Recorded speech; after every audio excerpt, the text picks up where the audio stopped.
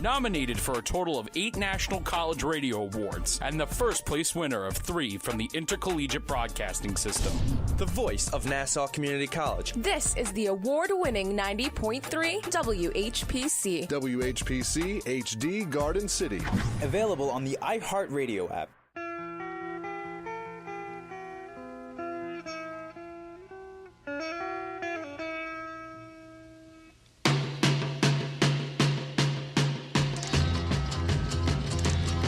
You got that mic on.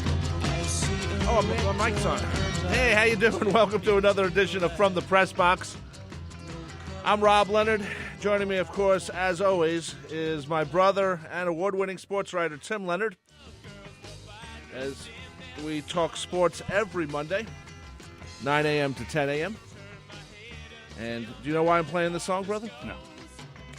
The guy who played the gunnery sergeant in Full Metal Jacket died. F. Lee Ermey, I think is Lee Ermey, yeah. Yeah, Lee Ermey. I know he's not F. Lee. I thought it was Lee. Okay, F. Lee. Whatever. No, F. Lee Bailey. Anyway, he died I did see that. of pneumonia. And, Private Pile! It was so real. It seemed like it was a documentary I was watching the first time I ever saw that movie. I know it's supposed to be a joke, but it really wasn't. No. So, anyway. Not a joke of a movie. No, very serious, actually. Yes. Very serious. Anyway, welcome to another edition of From the Press Box. We talk sports every Monday.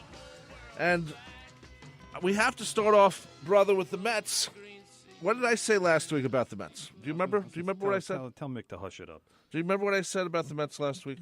You said that right now they would be 13-1. Yes, I did. You were incorrect. I am incorrect by one game. Incorrect. And if Matt Harvey had I was going to say Steve Harvey. If Matt Harvey had a better game, they would have won on Saturday, too. Right now, there's some Met fans who probably wish Steve Harvey was pitching instead of Matt I don't know. Harvey. Matt has not been as impressive as you would want him to be coming back the way he's supposed to be coming back. But he hasn't been that bad. When you say how he's supposed to be coming back, how is he supposed to be coming back? He's supposed to be the guy from like 2015. Yeah. Or 16, whatever. No, definitely not 16. Or 15. Keep going backwards. Keep going backwards. Backwards. Yeah. Well, the current version of Matt Harvey is not the good version. That's not the version you want. No, technically you're right. But I have to say that the Mets are playing very well. Outstanding. Outstanding. This is how you start a season, and yes, Met fans are, because we've had a couple of bad seasons, or we've had seasons where after the All-Star break the season just ends. There are Met fans right now who are saying, oh, God, this is going to lead to a fall. Met fans love to panic. Well, and they especially love to panic when things are going well, which I'll never understand. Because we've had too many times when it's going well, and then it doesn't go well, and we don't make the playoffs. Well, enjoy it. Enjoy it while it's good. Oh, and Yankee fans, don't just sit there and say, we're doing so well, but something bad is going to happen to us. Enjoy it. You're 12-2. I agree. That's a great stretch for the Mets. I agree. I'm not saying they're not having a great time right now.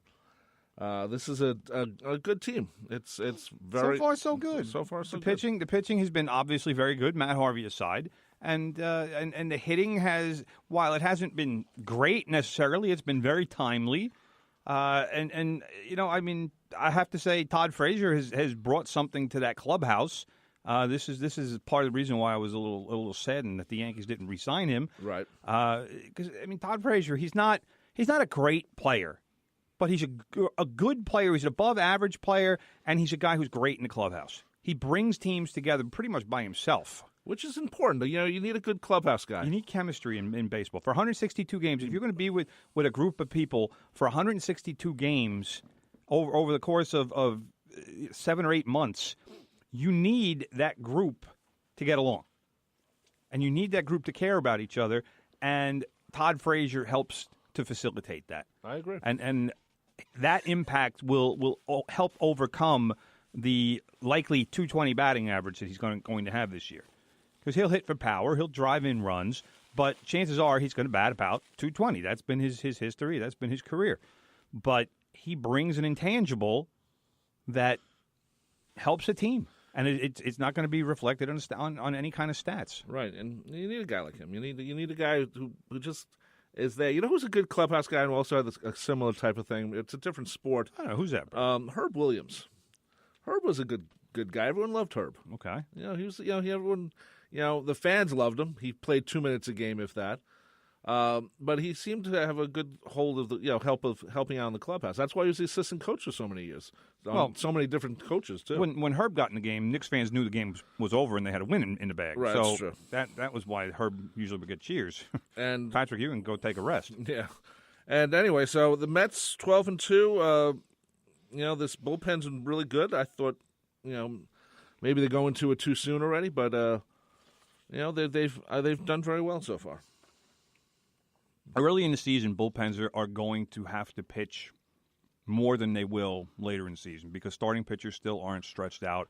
That's I think the misnomer that some people have about spring training is once it's done, people say, "Oh, well, starting pitchers should be able to pitch 9 innings." No, that's an ongoing process. And if you can get 6 innings out of your pitchers through most of April, that typically is what happens with a team. Now, what's going on with the Mets is a different story because they keep winning games. And usually when a team is winning, you have your certain relievers that you use in games that you're winning, and you have relievers that you use in games that you're losing. Right. Well, the Mets winning 12 out of 14, they're using a lot of different guys because they can't keep using the same guys day after day after day. Right. So everybody is contributing to what's going on with the Mets, and I think, with Mickey Callaway, him being a pitching guy, I think that should be the one thing that he'll do extraordinarily well is manage his bullpen and get a feel for what his pitchers are capable of doing. Right. So, I agree. we'll see. By the way, it's R. Lee Ermey. R? All right. R. I didn't even know he had a first initial. Yeah, he had R. Lee Ermey. I used to call him I never call him Ermey, but it's Ermey. Don't worry about it. Yeah, anyway, I'm just letting you know. I like to correct myself if the mistake's been made. Yes, bro. Good job. Thank you. So anyway, I feel like we're on part of the interruption all of a sudden. well, it's sometimes you have to do that, So except they do it at the end, and we don't have a guy looking up things as Wow, saying. that's unfortunate. Joe Ritter would probably do that for us, though. What was Joe Ritter rambling I about don't before? know. He was I have no talking idea. about Met fans who are acting like jerks and Something about Jamaica brownies. All I heard was brownies. Yeah, he didn't give us any brownies. By the way, if there's brownies out there, bring them into the studio. And then they was talking about, and then we find out he's a Met fan, even though he's making fun of Met fans. And then we find out he's Met fans are kind of a there to be made Vegas fun of. Golden Knights guy. It's an impressive story. It is an impressive story, but you live on Long Island. You like 2 teams if you like hockey. You like the Rangers. You like the Islanders. Well, that's not the way things are these days, brother. People, It is- the kids of today, they like to kind of go out on unexplored paths. Oh, they're- And once the Golden Knights started doing well, I think a lot of people jumped on that bandwagon. You know a famous guy who jumped on that bandwagon, Daniel Negreanu, famous poker player, brother. You should know. You should know about him. Yeah, I watch He's poker. Canadian. He's actually from the Toronto area. Big Leafs fan, but he jumped on that Vegas Golden Knights bandwagon very early in the season because obviously he's a Vegas guy, Right. Professional poker player. There was he lives talk. in Vegas. There was talk that the Golden Knights is a name of like an elite Army or Marine squad or something, and there was talk that they were going to have to change their name. That because there might be confusion or something. Not anymore. No, not anymore. And you notice how they're the Vegas Golden Knights and not the Las Vegas Golden Knights. When 3 initials instead of 4. When the Raiders move in a couple of years, it's going to be the Las Vegas Raiders. It's not going to be the Vegas Raiders. Probably, I don't know. You Maybe. know, it's like calling the team the Jersey Devils. It's the New Jersey Devils. Well, but people call them the Jersey Devils too. Yeah, I know, but that's because of the Jersey Devil story, Right. So The myth. Well, I don't know. Maybe it's like calling them the Angeles Dodgers. That would be fun. that would be fun, wouldn't it? Anyway, we talked about the Mets because there's so much to talk about, but at the same time they're just doing so well. You really can't knock anything they're doing right now. Why would you want to knock it? I'm just saying. Be positive, brother. I am Mr. Positive. You were Mr. But Negative. you're sitting there saying, "Oh, you can't knock them for anything." Then praise them. You hate praise Met fans. them for what they're You doing. hate Met fans. I don't because- hate Met fans. I know a lot of Met fans. I don't have problems with Met fans. I have problems with Met fans. The Met fans who are sitting here right now saying, we're going to win the World Series, and you can't go crazy on the first month of the season. The rule of thumb for anything that happens early in the season is let's get to 30 games. Well, because by 30 games, Yes, you I should agree. start to have a feeling for what's going on with your team. The Mets right now they're doing great, They're doing great. And nobody can dispute that. They're 12-2. They're in first place in the division. I don't even know how many games they are ahead of the Nationals. I'll tell you, probably about 5 or so. They're not ahead of the Nationals. They're ahead of Philadelphia. They're ahead of the Phillies are Nationals, 3. too. The Philly doesn't matter. How many games ahead of the Nationals 6. are they? 6. So that's all you have to worry about. The Phillies aren't involved. Don't even get involved with the Phillies. It I'm doesn't just matter. saying. The Phillies are going to finish third But this you know year. who's the number 1 team in baseball right now? The Boston Red Sox. Your I'm boy very well aware. Croce's team.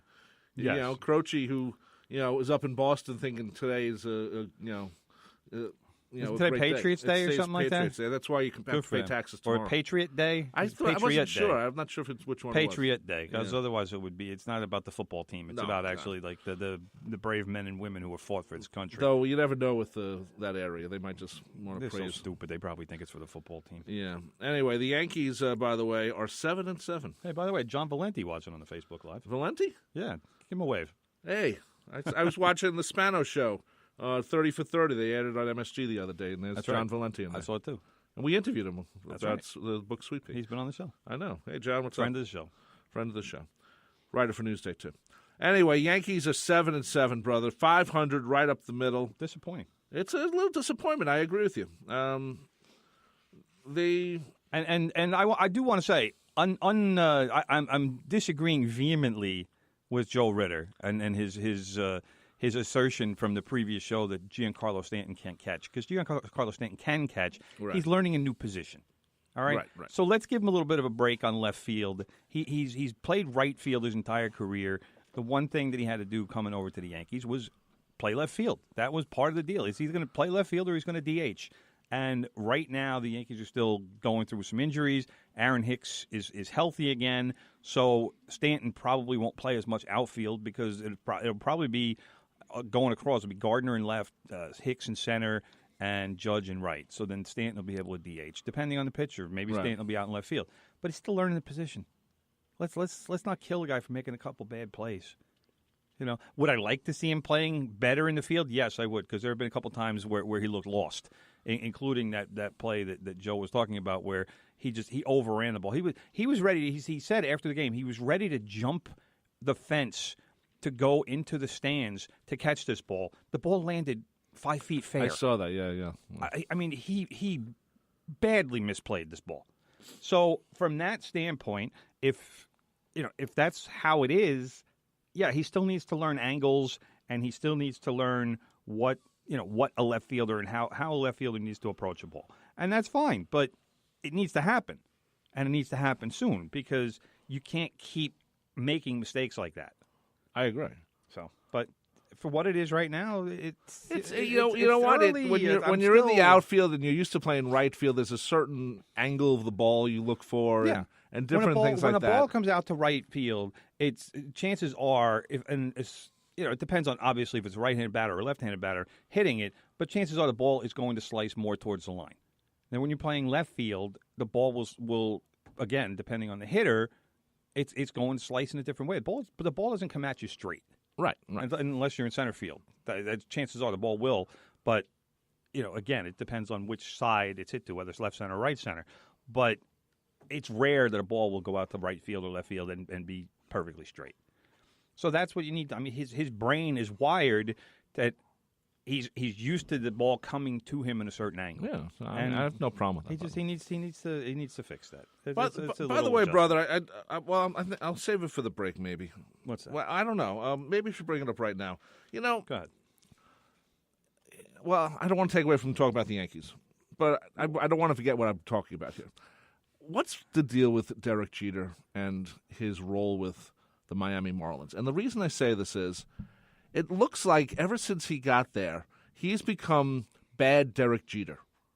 Like I don't understand the question. He's getting rid of his team, just selling off his team. Now I'm not sure if this is his deal, by the way. The Miami Marlins, they were sold, and there's a whole thing with the the city supposed to get a percentage if it's sold, whatever it is.